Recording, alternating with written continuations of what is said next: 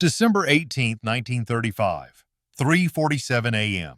The Columbia River Basin, eastern Washington. A Caterpillar D7 bulldozer, serial number 4R3141, sits idle in the pre-dawn darkness at the bottom of the Grand Coulee Dam excavation pit. Its operator, Bill Tourney, climbs down from the steel seat, wiping diesel residue from his hands. 28 years old, former wheat farmer turned heavy equipment operator. He's been pushing Columbia River basalt for 16 hours straight, and his shift should have ended 2 hours ago.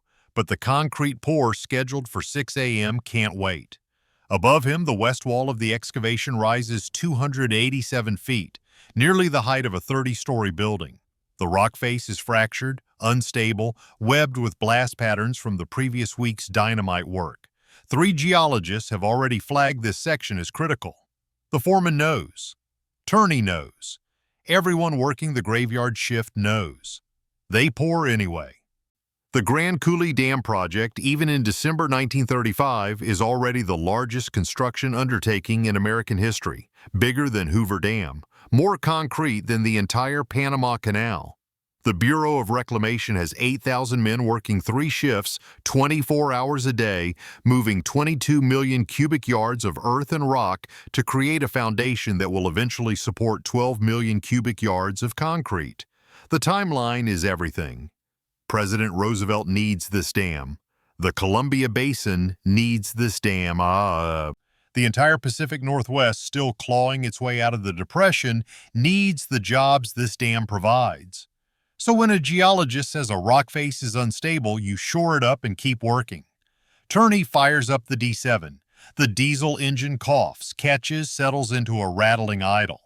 He throws the machine into gear and begins his next pass, blade cutting through shattered basalt, pushing 3-ton chunks toward the conveyor system.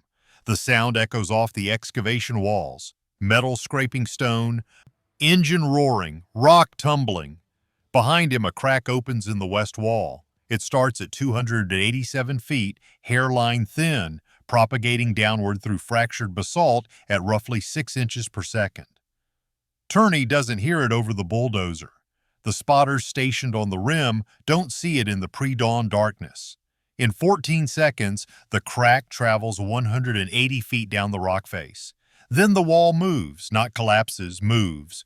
A 40,000-ton section of Columbia River basalt, measuring roughly 80 feet wide by 200 feet tall by 35 feet deep, detaches from the excavation wall and slides forward in one massive grinding displacement. The sound is subsonic at first, a rumble felt in the chest before it's heard with ears. Tourney looks up. If you want to understand how quickly a man processes his own death, please hit that like button. It helps us share these forgotten stories from America's great construction era. Subscribe if you haven't already. Back to Bill Tourney. He has perhaps 4 seconds. The math is simple. A 40,000-ton rock slide moving at approximately 12 feet per second. Distance from the wall to his position, roughly 50 feet. The D7 Caterpillar, even at full throttle, can manage maybe 6 miles per hour on broken ground, about 9 feet per second. He's not outrunning this. Tourney makes a choice that will define everything that follows. He doesn't run, he doesn't abandon the machine. Instead, he throws the D7 into reverse, twists the left track brake, and attempts a pivot turn that would swing the bulldozer 180 degrees and point it away from the collapsing wall. It's the right move. It's also too late. The leading edge of the rock slide hits the D7's blade at approximately 3:49 a.m., 2 minutes and 17 seconds after the initial crack formed. The impact doesn't crush the machine immediately. Instead, the basalt mass pushes forward, shoving the 7-ton bulldozer across the excavation floor like a child's toy. Tourney is still in the seat, still trying to control the machine when the secondary wave hits. This one buries him. 14,000 tons of fractured basalt pour over the bulldozer in a cascading avalanche that lasts approximately 40 seconds. When it stops, the excavation floor has risen 11 feet. The D7 and its operator are somewhere underneath, entombed in a matrix of broken stone that would require weeks to excavate. The night foreman, Jack Haley, reaches the site 6 minutes later. He brings 3 spotters and a surveyor. They stand at the edge of the fresh rubble field, playing flashlight beams across the destruction. The question nobody wants to ask, is Tourney still alive down there? Standard protocol for rockslide burials is immediate excavation. You bring in every available machine, you work around the clock, you pull out survivors or bodies as fast as physically possible. But the Grand Coulee Dam site in December 1935 operates under different rules. The Bureau of Reclamation's chief engineer, Frank Banks, arrives at 4:30 a.m. He surveys the rockslide with a geologist and 2 structural engineers. Their assessment takes 17 minutes. The conclusion is unanimous and ruthless. Excavating the slide would destabilize the entire west wall. Current estimates suggest another 120,000 tons of basalt are ready to collapse. Digging out Tourney could kill 20 men. Banks makes the call. The excavation continues around the slide. The D7 and its operator stay buried. But here's where the story fractures into something stranger. Because Bill Tourney, trapped under 14,000 tons of basalt, doesn't die on December 18, 1935. The bulldozer's cabin, reinforced with quarter-inch steel plate and a roll bar designed to protect operators from exactly this kind of accident, creates a void space. The D7's fuel tank, 3/4 full, ruptures on impact but doesn't ignite. The engine block, still radiating heat, creates a microclimate. The broken basalt, despite its crushing weight, doesn't pack solid. Air gaps exist. Tourney is injured, left leg broken below the knee, 3 ribs cracked, right shoulder dislocated, but he's conscious. And in the void space around the bulldozer cabin, he has perhaps 80 cubic feet of breathable air. At normal respiration rates, that gives him maybe 8 hours. But Tourney does something unexpected. He slows his breathing, deliberately, methodically. He's not trained in survival techniques. He's never heard of hypoxic adaptation or metabolic suppression. He's a wheat farmer who learned to operate heavy equipment 6 months ago. But some instinct, some survival mechanism buried in human neurology takes over. He sleeps, he wakes, he sleeps again. The air in the void space should have become unbreathable by noon on December 18th. Carbon dioxide buildup should have rendered him unconscious by 2 p.m., dead by evening.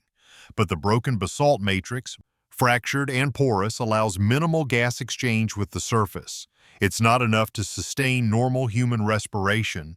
But for someone breathing perhaps 4 times per minute, slipping in and out of consciousness, hovering in a state between sleep and coma, it's enough. Days pass. The construction continues.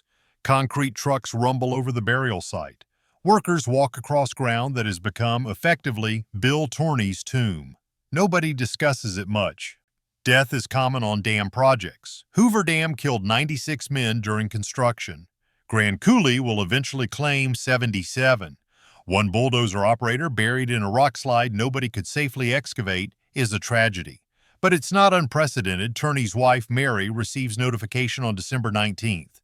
The Bureau of Reclamation offers standard death compensation, $3,600, equivalent to 3 years' salary. She refuses to accept it, not because she's in denial, because the Bureau won't recover the body. On December 27, 1935, 9 days after the initial burial, a surveying crew notices something impossible.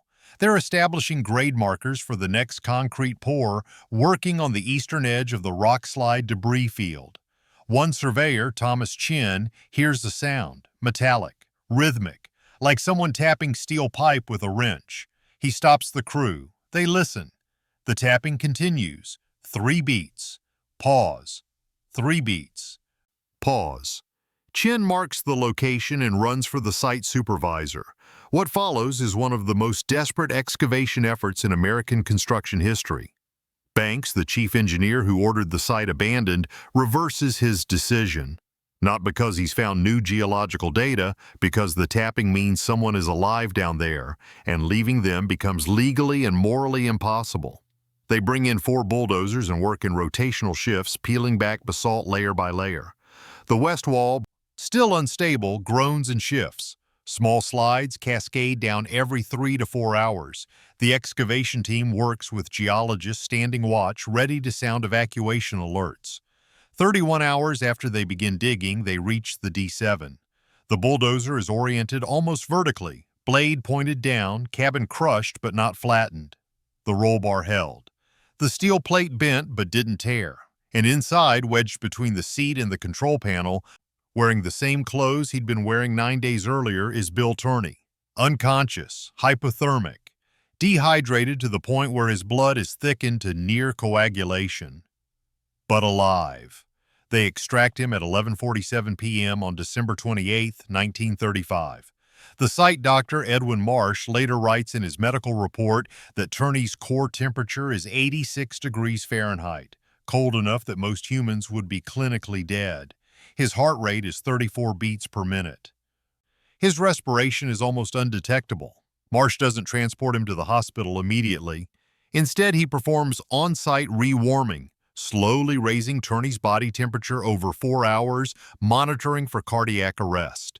It's a technique that won't become standard medical practice for another 20 years. Tourney regains consciousness at 4:15 a.m. on December 29th. His first words, according to Marsh's notes, "How long?" 9 days, 214 hours, 12,840 minutes. He spends 6 weeks in recovery. The broken leg requires surgery. The dislocated shoulder heals incorrectly and never regains full range of motion. But he survives. More than survives. By March 1936, he's back at the dam site, though the Bureau of Reclamation won't let him operate heavy equipment anymore. They assign him to surveying. The story should end there. Man buried alive, miraculous rescue, return to work. But the Grand Coulee Dam project has one more twist. Because in 1952, 17 years after Tourney's burial, construction crews working on the dam's third powerhouse discover something during excavation. Buried under 30 feet of compacted fill, they find a bulldozer, a Caterpillar D7, serial number 4R3141, the same machine.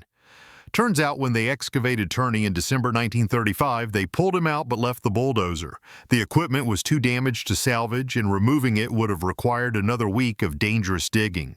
So they extracted the man, filled in the excavation, and poured concrete over the entire site.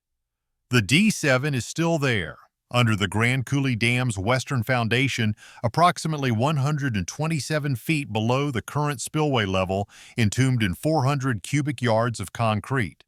The Bureau of Reclamation's construction records listed as equipment loss, category irrecoverable. Bill Tourney died in 1984, age 77. Heart failure unrelated to his burial. He spent 43 years telling the story of his 9 days underground, though accounts differ on whether he remembered most of it or whether his memory assembled fragments into narrative after the fact. The Grand Coulee Dam itself was completed in 1942, then expanded in the 1970s.